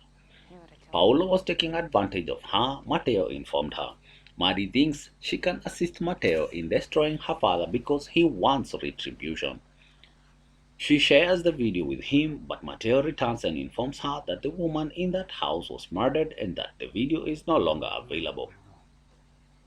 Matteo is still apprehensive when Maddie offers to help him once more. Eric and Arrington report to Farr and Ben later that evening. Farr maintains that Peter is still the major suspect despite the fact that Matteo is included as one of them. Both Eric and Arrington think it's odd, but Eric acknowledges that Matteo may be collaborating with Peter. While the other agents probe Matteo, he proposes that they look into Peter. Farr supports Ben's insistence that they remain on Peter. Arrington becomes irritated and attempts to voice her opinions, but Ben silences her. Farr gives Wick a call, shares Matteo with him, and sends him a sketch.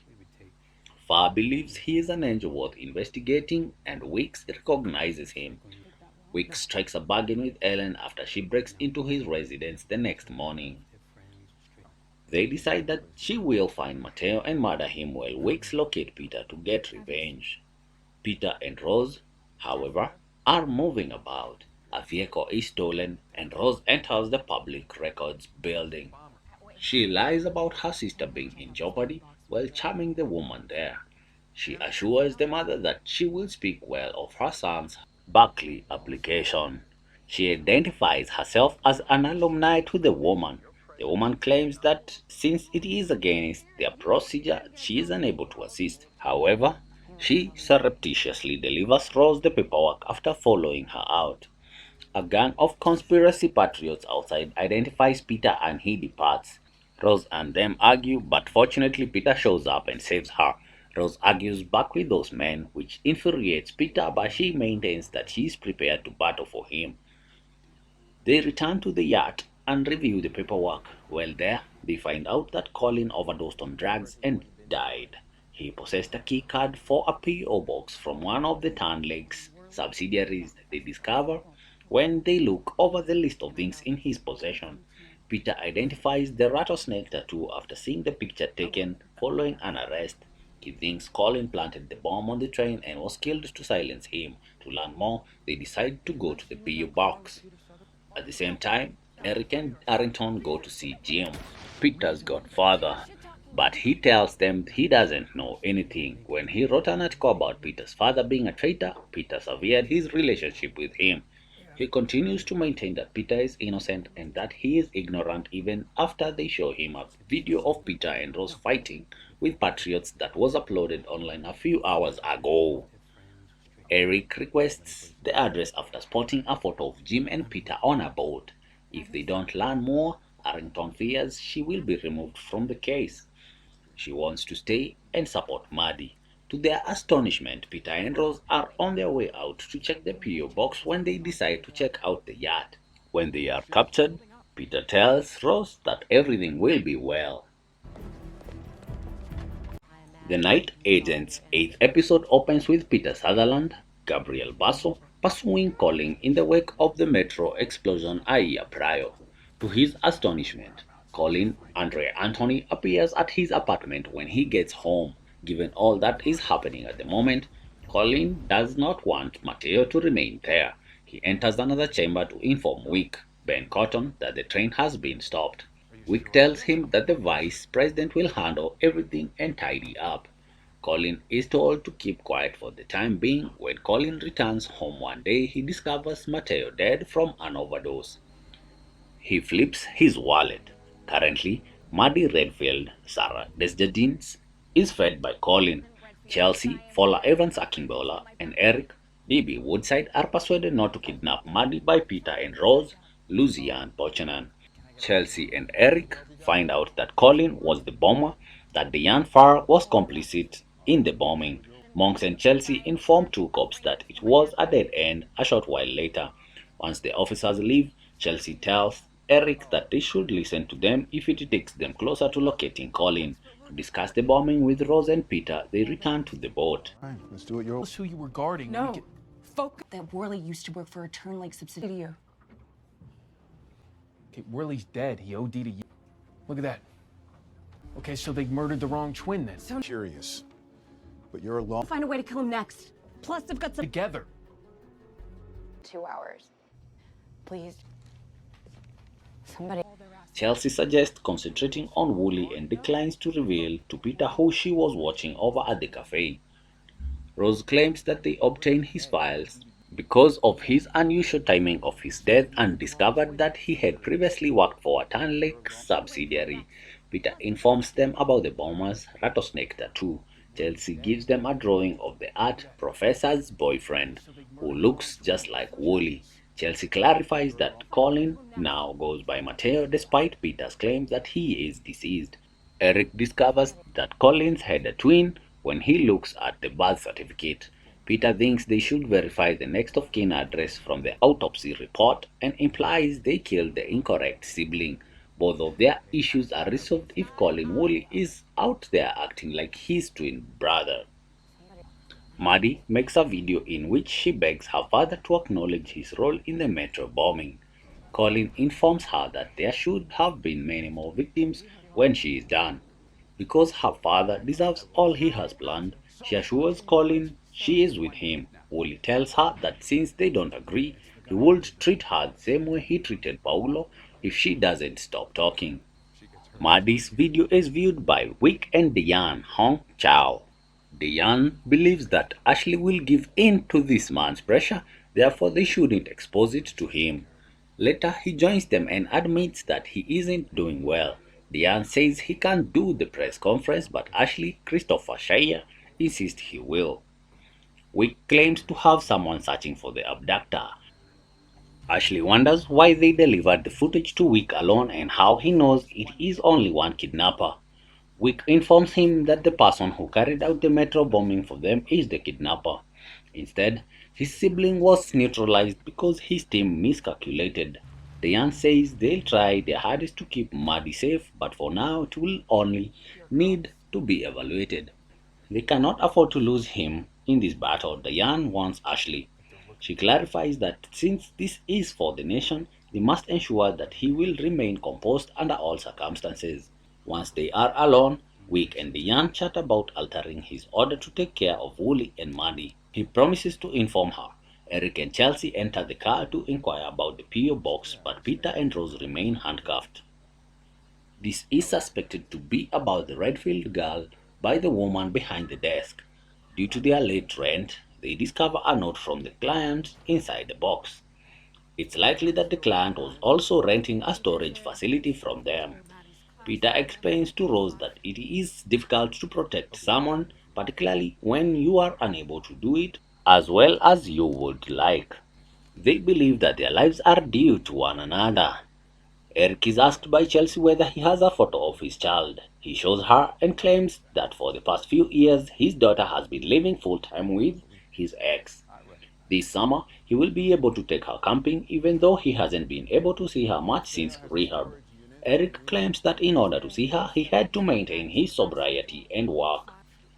He shares with Chelsea how the suffering led him to become dependent on medications. He continues by saying that they work to safeguard the organization, not the president. When she returns, she informs them that it is Unit J3.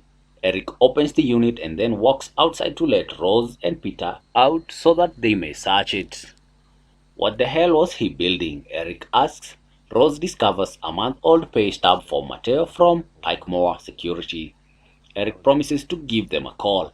They discover details on Maddie and a whole dossier on Paulo. Peter wishes Chelsea will now believe them. Eric claims that if he sees his credential in person, the owner will respond to their inquiries. Chelsea wants to stake out the apartment in case Collins returns, so he offers to go alone. In the end, Rose goes with Eric. R142 is located behind the wall behind Maddie. When Colin came back, she had to hide after hearing a train through the hole. He claims that since Ashley hasn't replied, he must not be concerned about her survival. According to Maddie, he isn't even receiving the videos. She requests that he shoot another video and transmit it straight to her father's phone number. She believes she can get him to confess in public. I can fill you in afterward. Why you never got them? Call back. I'm the chief of staff. Why would I? That you keep the Watkins meeting. Says we need. And certainly better than the autocrat that's there now. Oh, Maddie's safe and sound. Yeah. Dar is a destabilizing force. Oppose him. Why not make... Chelsea informs Peter that they are waiting for Wooley's job records to be released at Packmore Security. If she was lying about watching over Maddie on the day of the bombing, Peter questions. According to Chelsea, she wasn't even in her details at the time. If she tells Peter who she was protecting, he believes he might be able to determine who Farr and Redfield are aiming at. Eventually, Omar Zadar, whose codename was Osprey, is mentioned by Chelsea. He held a covert meeting with an administration official at the cafe from 6 to 9 p.m., but no one knew he was in the United States. They believed the bomber intended to eliminate Omar and give the impression that he was simply another victim. Maddie calls Chelsea and talks with her father. She begs her father to record her confessing to the metro bombing, or else she would be executed in half an hour. According to Chelsea, Maddie touched on her necklace to send her a message, and it was transmitted to her anonymously. The words train R142 are decoded by them. Peter understands that it refers to train R142. He tells Chelsea that if she sends that to the White House, someone will be sent to kill her. In order to save Maddie, they decide to try to figure out what this implies. Maddie smashes the light in her room in the meanwhile. At 3, Diana Farr asks Valerie whether they have bullet points for the briefing on Omar Zadar. After checking in with her, Ashley confirms that he is free to go to the meeting, which begins at 5 o'clock. Shortly after, the president instructs Dian to skip the meeting in order to concentrate on her meeting with Representative Hawkins. When she's done, Dian wants to spend 5 minutes with the president. Ashley grips throughout the discussion about their intention to utilize Zadar to advance democracy in the area. He accuses Omar of being a terrorist. They rest. Ashley is assured by President Travers Karimachet that every effort would be made to ensure Maddie returns home safely. Even if the president claims that Zadar is now a real politician, Ashley doesn't think they should collaborate with him. He couldn't sleep at night without telling Ashley his honest thoughts, even though he knows it's her call. When questioned about Dian, Travers responds that she is considering changing the West Wing's staff. Chelsea and Peter attempt to understand what R142 means. Chelsea explains to Peter how they located Ross and him. Eric contacts to let them know which businesses Woolley was employed by as a security guard. They all have warehouses within a mile of the DC container yard, according to Peter. Woolley may be holding Maddie there, so they decide to go. When Eric drives off, Eve Harlow pursues him. When they arrive, Chelsea hands Peter a rifle before they scale the damaged barrier. When motion is detected near the shipping container, Colin receives a notification. Reaching for a rifle, he rushes in their direction. Chelsea informs Peter that they will have to part ways. When Eric gets there, he instructs Rose to remain in the car. From her car, Ellen observes them. When Colin arrives at the shipping container and informs Maddie that they must relocate, she assaults him and runs away. Colin keeps searching for her as she hides in another cargo container. He spots her after she departs and starts shooting at her once again. As Chelsea tends to Maddie, Eric and Peter defeat him. From above, Ellen starts firing at them as they attempt to go with Colin. Colin is shot and killed by her. Peter tries to get away with the others. Maddie is wounded in the leg and Monk is ultimately shot. Before Ellen falls to her death, Rose scales the height and pushes her away. When Chelsea checks on Monks, things doesn't seem good. The Night Agent Season 1 Episode 9 opens with a flashback to the night of the metro explosion 1 year prior. Farr was on her way to the White House after the attack and received a call from the Vice President wanting to meet quickly. When she visits his home, she discovers him with Wicks. They acknowledge their involvement in the attack and Farr is horrified that they put American lives in peril by attempting to kill a foreign politician on US territory. The Vice President claims that Zadar is a terrorist in an attempt to defend his conduct. According to Farr, They were more focused in maintaining their commercial agreements with the ruling Balkan government. Farr is intrigued, but they claim that in order to protect the president, they need her to defend them. Additionally, the president is done for if they are caught and prosecuted. To ensure she defends them, they take advantage of her allegiance to the president. She requests time and devises a strategy for moving forward. In the present, Peter and Rose are still in the container yard in DC, inspecting Ellen and Mateo's possessions. Her too. So what did you...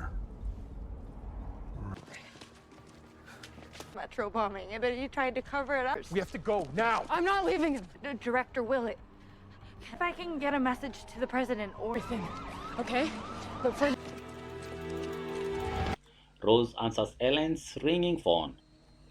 Regretfully, Wick hangs up as she fails to prove she is Ellen. Maddie simultaneously inquires as to whether her father actually orchestrated the metro bombing. Maddie informs them she has a method to help, and Peter promptly fills her in. She anticipates meeting Ben and the president when they learn she has been saved. Peter warns her she can't trust Ben, but she claims she can alert them to the upcoming attack. Arrington contends that because Ben and Eric were close, he can't be trusted. Arrington vows to contact Peter and Rose as soon as she receives her phone, but they flee the area as the police arrive. She asks them to use caution since she knows that her phone will be stolen and that she will have to be debriefed. She promptly gives Maddie advice on what to say to the police and what to do if she is taken into custody. Conversely, Wick and the vice president speculate as to who may have picked up Ellen's phone. Telling them that Ellen and Eric are dead but Maddie has been saved, Farr joins them. She is upset that nothing is going according to their plan and wants to know if Zadar is the target of the second attack. Wick replies everything is in place. As soon as Zadar is picked up from the airport, they are going to bomb him. Wick quarrels with Farr when she accuses him of being inadequate and he asks whether she can manage the president. The vice president has already notified Wick that the president has frozen Farr. They then talk about what will happen with Maddie and Arrington in the future. Maddie will be handled by the vice president, who will also manage Arrington's debriefing to find out what she knows. Wick informs the vice president that they must come up with a new strategy when Farr leaves, since she is useless without the president's support. Peter and Rose leave the container yard and proceed to his godfather's house to inquire for her. He asks Peter what's happening and invites them inside. They argue over the essay he published about his father, and Jim claims he thinks he is innocent. Rose breaks up their dispute as Jim says he is ready to apologize if he was mistaken. Rose was able to hack Ellen's phone and discovered certain night action related materials such as files and codenames for various night action agents. These were... Wait, Hawkins. can we confirm that Service, but the only person who can manually change... narrows down the list? I get it. Okay, I'm gonna head down to the news. Rose fears she may have already erased her trace, while Peter is certain Farr is to blame for the leak. Peter tells her that only Ben has the ability to manually change the access log and that Farr is not authorized to access it. They choose to speak with Farr's secretary in order to locate someone who may ask for access in the login information. After taking Jim's truck, they pledge to get in touch with him and provide further details about their findings so that he may publish them in his article. When Briggs reaches the container yard in the interim, he grabs Arrington's phone and badge. Following the debrief, he pledges to return them. He tells them that Maddie is waiting for the vice president who has prepared the home. Arrington cleans up and whips in private for Eric at the house. Additionally, Maddie settles in and is cared for by a nurse. Since the president is now out of town and cannot be visited, their original plan to notify her is abandoned. When Zadar gets to the country the next day, Arrington hopes to acquire a phone and alert the Secret Service agents on his details. The vice president interrupts Maddie as she tells her about an ancient phone that is hidden in the basement.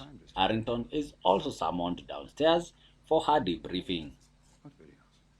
She locates Briggs, Willett, and Farr there, and she conducts the debriefing according to schedule. When Farr inquires as to whether Peter was there at the container yard, she disputes seeing him and wonders whether Farr is mistaken. Following the debrief, Farr questions Willett on the murders of the Campbells and Hawkins. Willett informs her that although they have not advanced, he is eager to look into Mateo and Colin. Farr feels uneasy with this. In a conversation with Maddie, the vice president denies receiving any tapes. He makes a false claim, claiming that he would have done everything her captor requested him to do in order to save her. Maddie informs him about the metro bombing when he inquires about what the abductor told her. He keeps lying to her, telling her that Mateo was a troubled drug user who went insane when his brother passed away. Peter and Rose waits for Farr's secretary, Val, outside her house, which is not close to the vice president's residence. They discuss their future intentions with each other. Peter says he wants to purchase a cottage in California to escape the nightlife, while Rose says he wants to start over there.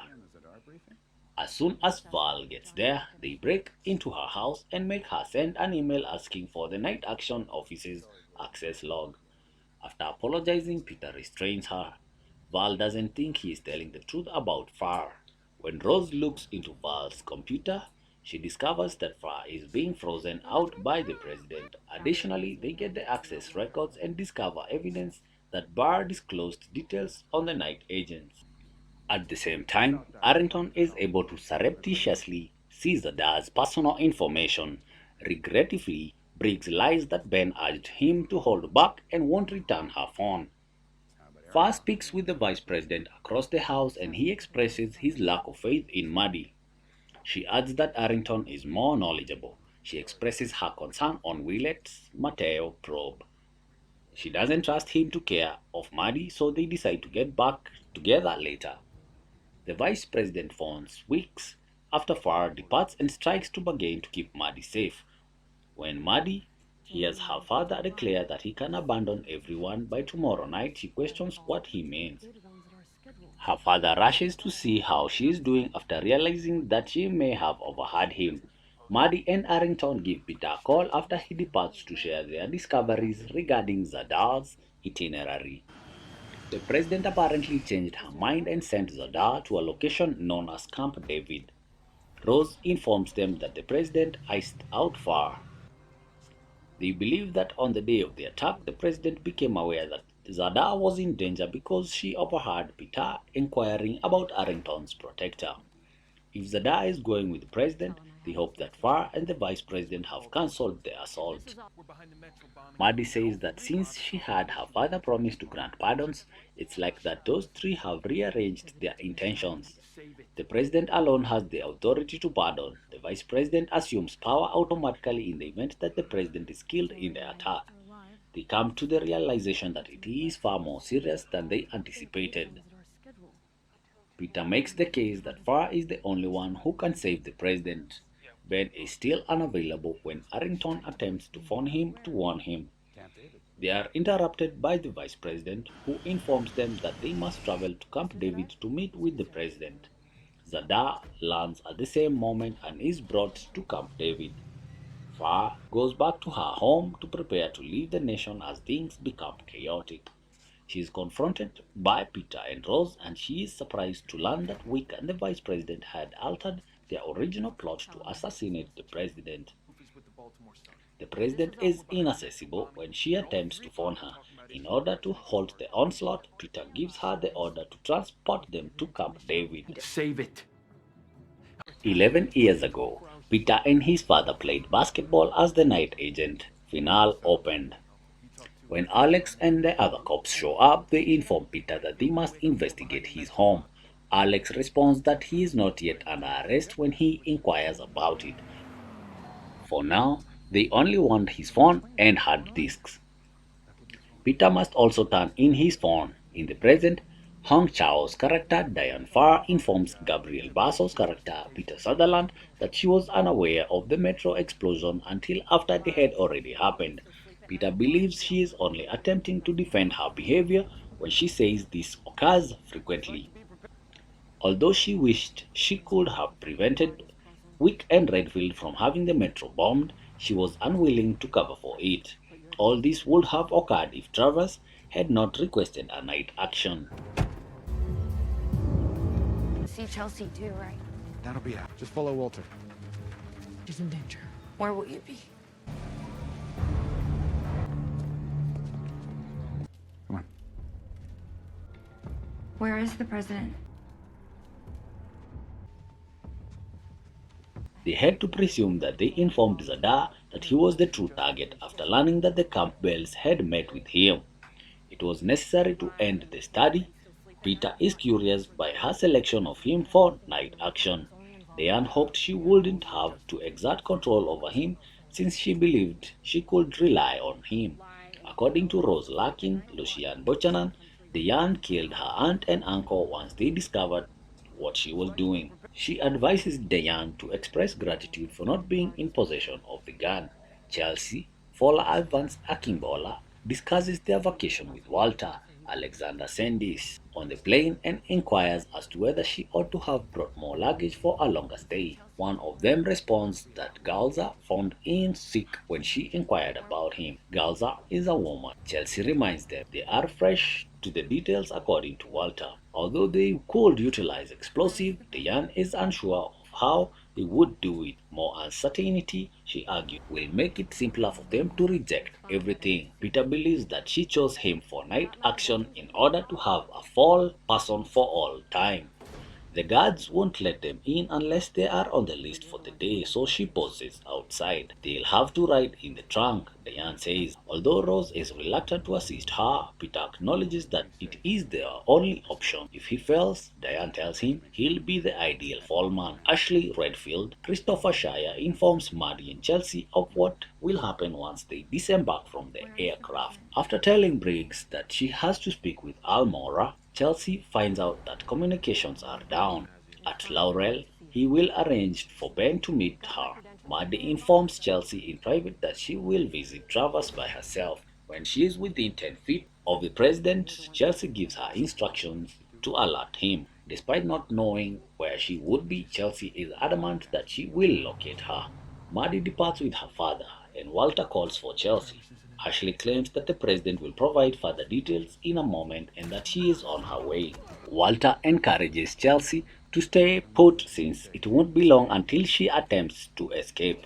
Despite the fact that her name is not on the list, Dian makes an effort to persuade the guards to let her in. Eventually, they allowed her to pass. Even if his kid doesn't want to be down there, Ashley brings her somewhere secure. He clarifies that Omar Zadar, a terrorist, is meeting with the president. They have been fighting him for decades because he is the type of person. The president has not listened to Ashley's attempt to clarify this. All they have to do is wait, as they are in the safest location at Camp David. Ashley is aware of his faults, and he frequently vents his anger and anguish on her. He acknowledges that he, not Sarah, was at blame. He needs her to stop questioning him, but it will be over soon. Ashley continues by saying that he desires a fresh start. When Diane Fall claims that the president is in danger, when Almora, Enrique Marciano is not pleased to see her. Travers isn't there, Peter informs Rose. The president is rolling calls in the Rosebud. Ben informs Diane. Ben claims she has a meeting with Zadar in 15 minutes, but Diane wants to have her removed immediately. Briggs enters the room and starts shooting Diane. Before Peter returns, Ben becomes involved and is shot several times. Ben dies. They learn about a communications building from Diane. Rose says that if there is a cyber attack, she can solve it. In order to inform Walter about Sutherland, Briggs contacts him. Now that communications are back up, Chelsea asks if she may speak with Ben. He sets it for 10 minutes when he finds out they are 5 minutes out. Chelsea assaults Walter, subdues him, and then seizes his gun. She looks at his watch's timer. Chelsea wonders whether anybody else has seen a black hardshell case. When Maddie attempts to talk to her father out of it, he responds that it's a war.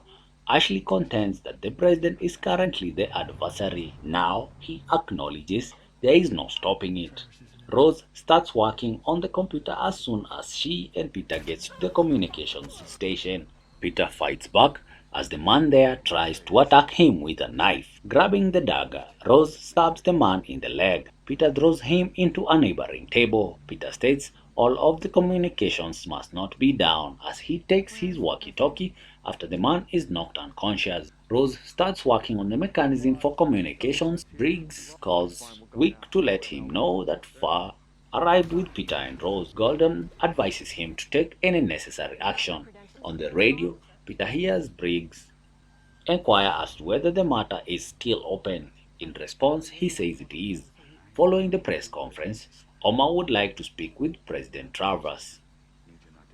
Rose is asked to stay there and work on getting the communications up by Peter, who informs her that it's the beginning. Chelsea starts searching through cases in an attempt to locate a possible explosive. She locates one of them. Briggs is attacked by Peter, who orders him to cancel. Chelsea attempts to get the visitors to leave. Maddie informs her father that she is tired of doing this and wants to go. Maddie wants to go out despite Ashley's warning that she won't make it. She says she will reveal everything to everyone. Ashley consents to letting her go. Rose works on the communication systems as Peter battles Briggs. To inform everyone that there is a code 2 at Laurel Lodge, Chelsea takes out a walkie-talkie. The president leaves the premises with an escort. When two soldiers see Peter putting a pistol on Briggs' head, they immediately come to his aid. Maddie escapes with Chelsea's assistance moments before the bomb goes off. Peter receives a telegram informing him that the president will be executed aboard Marine One. There's their equipment in the other room. Told us 2 minutes out. Now. Right now. Go! Smile like everything's normal. Keep the secret. Let her out. You need to evacuate the building. Rose wants the troops not to fire when she overhears them urging others to shoot Peter at first sight. The soldiers believe there has been a breach in their communication system. Peter hurries to the aircraft. After shooting one guy, he seizes the president and alerts the others to the presence of a bomb aboard the aircraft. They inspect the helicopter but discovers no explosives. Rose comes out running over. Peter persuades them to examine the aircraft once again. This time they locate the bomb. As the soldiers flee the aircraft, it explodes. Chelsea runs over to explain the situation as Peter is being taken into prison. Peter says he is doing well when Rose checks on him. Ashley, who believes Chelsea and Maddie have perished in an explosion, is taken aback. Dian asks Rose if the president is still living. Rose can't wait to see her dead, even if she thinks she is sorry. She will keep Dian alive until the paramedics arrive because she believes she deserves worse. Rose urges her to reveal what she did and clears Peter's name. Peter and Rose later have a meeting with the president. She understands their want to remain anonymous, but she finds it painful that she can't publicly express her gratitude. The president has faith that Golden Week will be located. Peter responds that he wants to know the truth about his father when she asks what she can do. At the ceremony for Eric Monks, Chelsea is asked if she would want to speak briefly. She consents to do it even though she hasn't known him for very long. When she returns, she is informed that she has a place on the president's detail. Chelsea quickly says she wants the position. When she leaves, she meets Maddie, who turned down the president's protection after she testifies. They talk about what they are going to do next. Peter watches the interview with his father, who admits to being offered payment by foreign agents. He was offered payment for information on private contractors. It led to the Pentagon breach. Peter returns to the president, believing his dad was a traitor after all. If he wants to know why his father was collaborating on tape, she asks. According to Travers, his father had consented to work as a double agent. The plot failed when a foreign assassin assassinated him to prevent him from assisting them while he was being prepared for deployment. The public will never know that Delta Force personnel found and executed the assassin 7 years ago. Travers offers to make Peter a night agent so he can be on the other end of the phone. He talks to Rose before boarding the plane and she requests that he give her a call when he arrives. Peter says he will call, but he is unsure of the exact time. Although they don't specify where, Peter is informed that he will be departing American airspace. After exiting American airspace, he is briefed on his assignments. In summary, the new head of the Secret Service calls Chelsea in and asks her to speak briefly about Monks. B.B. Woodside at the ceremony the next day because Almora, who knew him the best, had also gone away. She declines the offer at first but later agrees. She is then informed that President Travers has personally invited Chelsea to join her security detail when she is prepared to resume her duties. She enthusiastically agrees and her new employer says further information will be provided. When Chelsea and Maddie meet later, they talk about the changes that lie ahead. President Travers offered to prolong Maddie's Secret Service protection, but she declined, saying she wanted to study self-defense before she travels the globe and enjoys her independence. Maddie has consented to testify against her father. Peter hears a film of his father's confession in a separate room.